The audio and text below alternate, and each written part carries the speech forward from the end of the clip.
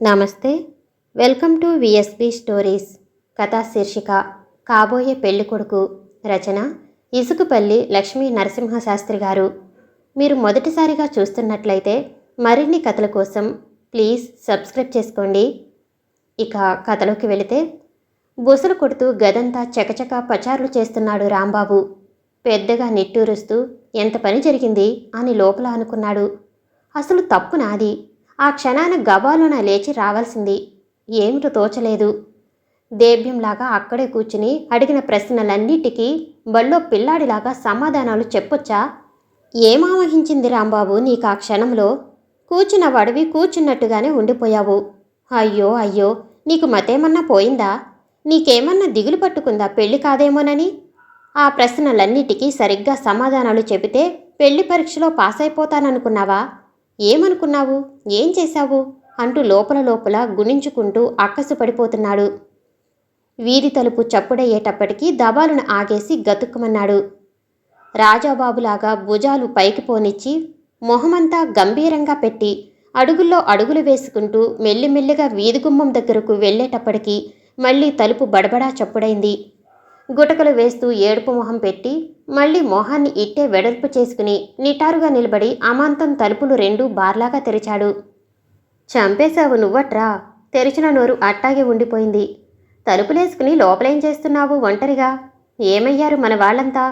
వాసు లోపలికి రావటమేమిటి, రివాల్వింగ్ చైర్లో కూర్చోవటమేమిటి, అన్నీ ఇట్టే జరిగిపోయినాయి. అంతా కట్టుకట్టుకుని సినిమాకెళ్లారు గాని నువ్వు ఆ కుర్చీలో కూర్చుంటే కూర్చోగాని అట్టా తిరక్కరా. నా కళ్ళు తిరుగుతున్నాయి ముందర ఆయాసపడుతూ అన్నాడు రాంబాబు. ఒరే ఆగమంటే ఏమిటి అంటూ కుర్చీని రెండు చేతులతో పట్టుకుని ఆపేసి మొహంలో మొహం పెట్టి వాసు వంక చూస్తూ చప్పున వెనక్కి వెళ్ళిపోయాడు. అసలు నీ మూలన ఇదంతా జరిగిందంటూ. వాసు చిరునవ్వు మొహంతో రాంబాబు వంక చూసి మెదలకుండా ఊరుకున్నాడు. నీదో పాడలవాటు. నువ్వొక్క ప్రశ్న వెయ్యవు. నీ ప్రశ్నలన్నీ నేనే వెయ్యాలి. సమాధానాలు కూడా నేనే చెప్పుకోవాలి. సరే కానీ నేను చూడను మొర్రు అంటే నువ్వు విన్నావా? నువ్వు వెళ్ళమన్న బట్టే ఈసారి నేను వెళ్ళింది. లేకపోతే గడప కదిలేవాణ్ణి కాదు. వెళ్ళాను పో. వెళితే పెళ్లి చూపులకు వెళ్ళేది నేనును, ప్రశ్నలు వేసేది, పరీక్ష చేసేది ఆ అమ్మాయినా? ఇది కూడా సభ్యతే అంటావా? ఎంతవరకు చదువుకున్నారు? ఈ ప్రశ్న బాగానే ఉంది. నాకు సమాధానం చెప్పటంలో అభ్యంతరం ఏమీ లేదు. చెప్పాను కూడా. ఉద్యోగం ఏమన్నానా? ఏమిటా ప్రశ్న? ఎవరైనా ఇస్తేగా చేయటానికి. నేను నిరుద్యోగిననే విషయం ఆ అమ్మాయికి పూర్తిగా తెలుసు. తెలిసి నలుగురిలో నన్ను ఇన్సల్ట్ చేయటానికి అడుగుతుందా? ఏం మాట్లాడవేం? గబగబా ముందుకొచ్చి వాసు కూర్చున్న కుర్చీని గట్టిగా కసిగా గిరగిరా తిప్పేశాడు. ఒరేయ్ ఒరేయ్, నా కళ్ళు తిరిగిపోతాయి. కింద పడిపోతారా? కాళ్ళు కింద పెట్టేసి తూలుతూ కింద నిలబడ్డాడు వాసు. నేను పెళ్లి చూపులకు వెళ్ళొద్దని ఎన్నోసార్లు చెప్పాను. నీకు బుద్ధి లేదు. నువ్వే వెళ్ళమన్నావని చెప్పింది మా అమ్మ. నువ్వెంతవరకు అధికుడునని అనుకుంటూ ఉంటావో అంతవరకు తప్పవు నీకీ పాటలు. మనిషిని మనిషిగా చూడటం నేర్చుకోవటం నీకింకా చేత కాలేదు. నీ చదువు, సంస్కారం, సభ్యత అన్నీ నువ్వు ఊహించుకున్న పరిమితిలోనే తిరుగుతున్నాయి. నీకా పెళ్ళయింది. తండ్రి కూడా కాబోతున్నావని విన్నాను. కంగ్రాచులేషన్స్. అదటుంచు. నువ్వెన్నైనా తాపీగా కూర్చుని ఉపన్యాసాలు చెబుతావు. నీళ్ళల్లో ఉన్నవాడికి తెలుస్తుందిరా ఆ బాధ. ఒడ్డెక్కిన వాడికి నీకేం తెలుస్తుంది?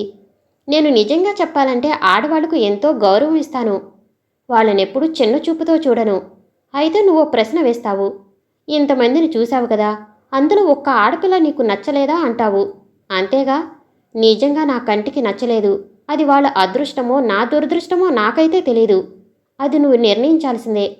నిన్న జరిగిన అవమానం తలుచుకుంటే రక్తం ఉడికిపోతుందంటే నమ్ము.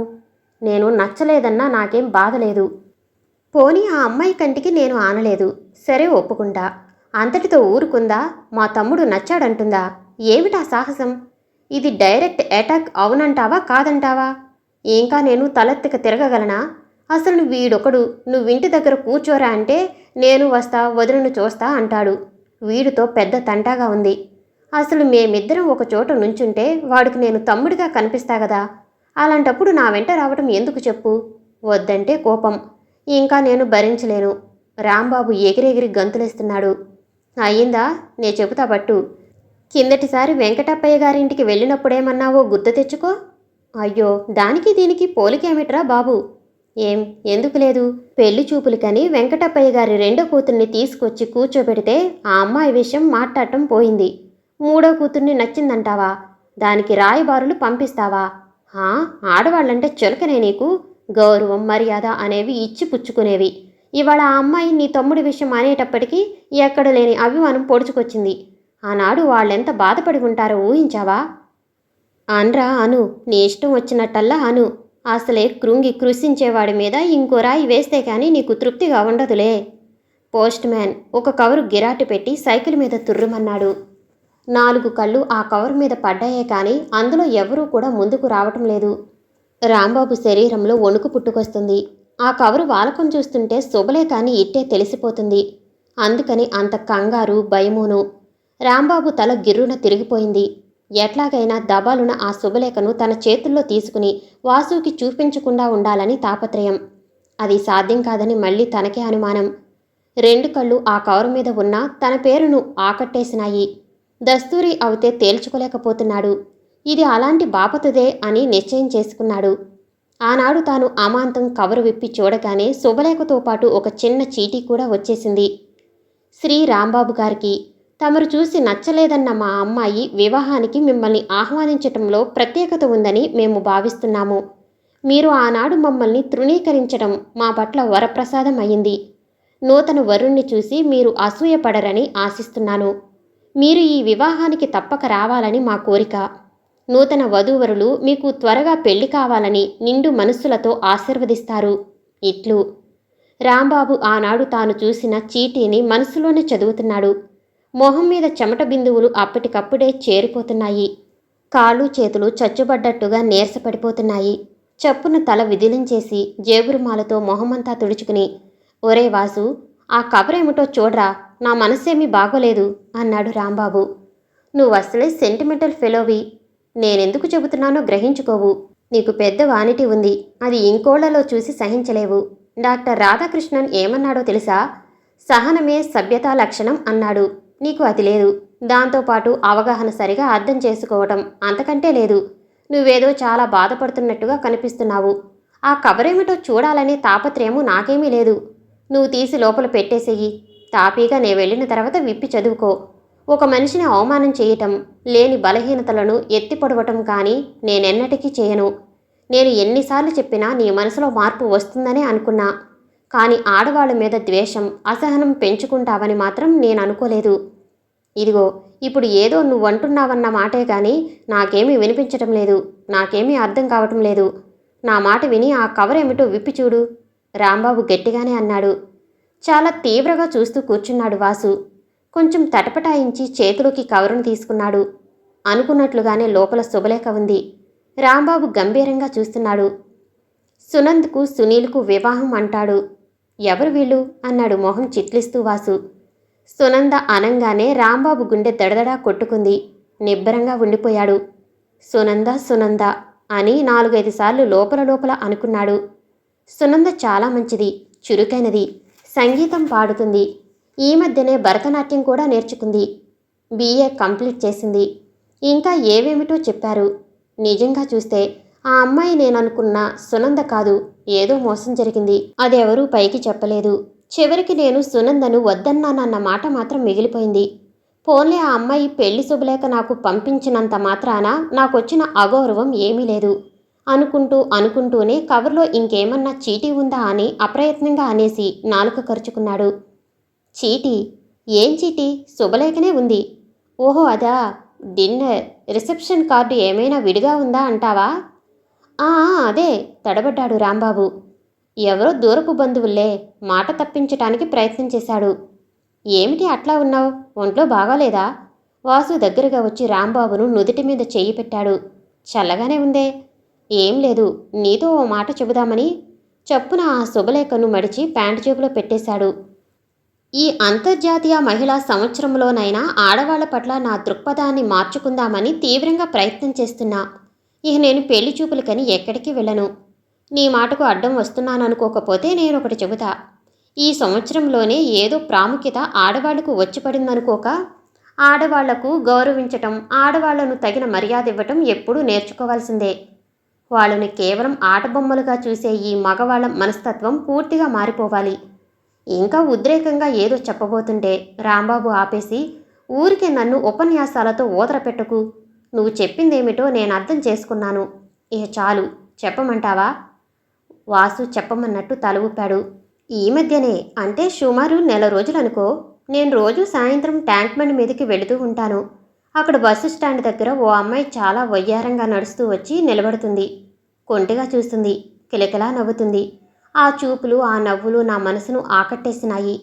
ఇట్లా రోజు మేం ఇంచుమించు కలుసుకుంటూనే ఉన్నాం. నా విషయం అంతా ఆ అమ్మాయికి చెప్పేశాను. ఆ అమ్మాయి సంగతంతా నాకు చెప్పేసింది. నీ విషయమైతే నాకు తెలుసు కదా, ఆ అమ్మాయి విషయం ఏమిటో చెప్పు. చెప్పటానికేముంది? ఆ అమ్మాయి అన్నట్టు ఆమె పేరు సుగుణ. అప్పగారింట్లో ఉంటుందట, ఉద్యోగం చేస్తుంది. చెల్లెలికి పెళ్లి సంబంధం కుదురుద్దామని అప్పగారు తీసుకొచ్చారట. సంబంధం కుదరలేదు కానీ ఓ ఉద్యోగం కుదిరిందట. ఉద్యోగం వస్తే ఎవరు చేయకుండా ఉంటారు? ఇక ఆమె పెళ్లి చేసుకోవటానికి ప్రయత్నాలు చేస్తుందట. ఇంతలోకే అక్కడికి ఆపేసేయి. ఇంతకీ నీకు నచ్చిందన్నావు, బాగానే ఉంది. మరి ఆ అమ్మాయికి నీ విషయమో? వాసు ప్రశ్నార్థకంలాగా నిలబడ్డాడు. ఓసారి మా ఇంటికి కూడా వచ్చింది. ఆనాడే మన వాళ్ళంతా బజారు వెళ్లారు. ఇంట్లో ఎవరూ లేకపోయేటప్పటికీ తిరిగి వెళ్ళిపోయింది. మంచి పని చేసింది. అంటే ఏముంది, తిరిగి వెళ్ళిపోయింది. మీ అమ్మ వాళ్ళుంటే కాసేపు కూర్చున్నా మాట్లాడినా అందం చందమును. నువ్వేది మాట్లాడినా నాకేదో వికటంగా అర్థం కనిపిస్తుంది. అది నీ మాటల్లో ఉందో నేను ఊహించుకోవటంలో ఉందో. ఇంతకీ అసలు విషయం చెప్పు. నా మూడంతా చెడగొట్టేశారు. వద్దు వద్దంటే పట్టుపట్టి ఆ పిల్లని చూడమని నన్ను వేధించుకు తిన్నారు. అందులో నువ్వు కూడా వెళ్ళమన్నావని నన్ను ఒత్తిడి చేశారు. లేకపోతే నేను వెళ్ళేవాణ్ణి కాదు. అయిపోయింది కదా, మళ్ళీ ఆ విషయాన్నే గుర్తు చేస్తావెందుకు చెప్పు. నువ్వు ఇంటర్వ్యూలో ఫెయిల్ అయిపోయినావు కూడా. నాకు కోపం తెప్పిద్దామని నువ్వు అంటున్నావే కానీ నిజంగా నీకు మాత్రం ఇష్టమా? ఆనాడు జరిగిన తతంగం నువ్వు కళ్ళారా చూస్తే స్త్రీజాతి మీద నీకున్న గౌరవ మర్యాదలు ఇట్టే ఎగిరిపోయేవి. ఏదో ఒక ఇన్సిడెంట్తో నా ఆదర్శాలన్నీ పోగొట్టుకుని కూకటవేళ్లతో కూలిపోను. ఇప్పుడు అదంతా ఎందుకు గాని, ఇంతకీ సుగుణ సంగతి ఏమిటో చెప్పు. ఆ అమ్మాయి కూడా నాకున్న అభిప్రాయాలే ఉన్నట్టు నాకు అనేక రకాల దాఖలాలు కనిపించినాయి. ఆ అమ్మాయి మాదిరి అందరూ ఆడవాళ్ళు కనుక ఉంటే నాకు మహిళా లోకం మీద ఉన్న దురభిప్రాయం ఎప్పుడో పోయి ఉండేది. ఇంతకీ ఆడవాళ్ళ మీద నీకు దురభిప్రాయాలు కలగటానికి కారణాలేమిటో తెలుసుకోవచ్చా? వాసు మెల్లిగా అడిగాడు. అది తర్వాత చెబుతాలే. సుగుణ నన్ను తనింటికి పిలుస్తానన్నది. ఆ శుభగడియ ఎప్పుడొస్తుందా అని ఎదురు చూస్తున్నాను. ఆనాడు నువ్వు కూడా నాతో రావాలి. వాళ్ళ పెద్దవాళ్లతో మాట్లాడి నిశ్చయం చేసుకోవాలి. వాసు పెద్దగా నవ్వాడు గబాలున.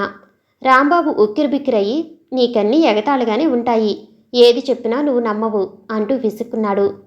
ఆ అమ్మాయి నిన్ను మనసారా ప్రేమించిందని ఏదో ఊహాగానంగా చెబుతున్నావే కానీ దానికి తగిన కారణాలు, సందర్భాలు ఏం కనిపించటం లేదే.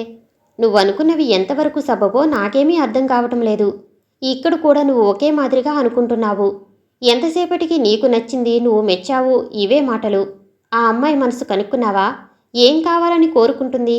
నువ్వేమి కోరికలు తీర్చగలవు? నీ అర్హతలేమిటి? అబ్బా, గట్టిగా అరిచి చెవులు మూసుకున్నాడు రాంబాబు. ఇంక ఆపు, నేను వినలేను అంటూ. వాకిటి తలుపు చప్పుడవంగానే ఇద్దరూ ఒకేసారి వెళ్ళి తలుపు మీద చేయి పెట్టారు. తలుపులు తెరవంగానే సుగుణ ఎదురుగా నిలబడి ఉంది. ఆమె కిలకిలా నవ్వింది. రాంబాబు మొహం ఇంత అయ్యింది. ఈ అమ్మాయే సుగుణ. ఉద్వేగాన్ని, ఆవేశాన్ని అణుచుకుంటూ మెల్లిగా అన్నాడు వాసుతో. లోపలికి రండి, తడబడ్డాడు.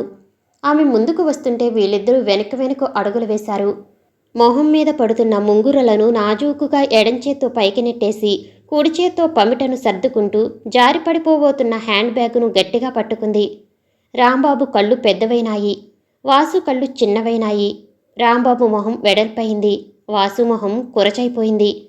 మిమ్మల్ని మా ఇంటికి పిలుద్దామని ఎన్నాళ్ళబట్టో అనుకుంటూనే ఉన్నాను. ఈనాటికి ఆ సమయం వచ్చింది. చాలా నింపాదిగా తీయగా అన్నది సుగుణ. నే చెప్పలా? ఆవేశపడ్డాడు రాంబాబు. చప్పున తలెత్తి చూసింది. ఈ మాటలు అంటూనే హ్యాండ్ బ్యాగులో చెయ్యి పెట్టి ఒక కవర్ తీసి రాంబాబుకు అందించింది. రాంబాబు ఆదుర్దుగా కవరు లోపల వేలు పెట్టబోతుండగానే, పై సండే నా మ్యారేజ్, మీరు తప్పక రావాలి అంటూ సిగ్గుతో మెలికలు తిరిగిపోయింది సుగుణ. ఒరే రాంబాబు, రాంబాబు, ఏమిట్రా? కళ్ళు తిరిగి కింద పడిపోబోతున్న వాణ్ణి వాసు పట్టుకున్నాడు. సుగుణ బిత్తరపోతూ ఆశ్చర్యంగా నిలబడిపోయింది. సమాప్తం. నేను వినిపించే ఆడియో కథలు నవల్స్ మీకు నచ్చినట్లయితే ప్లీజ్ షేర్ అండ్ లైక్.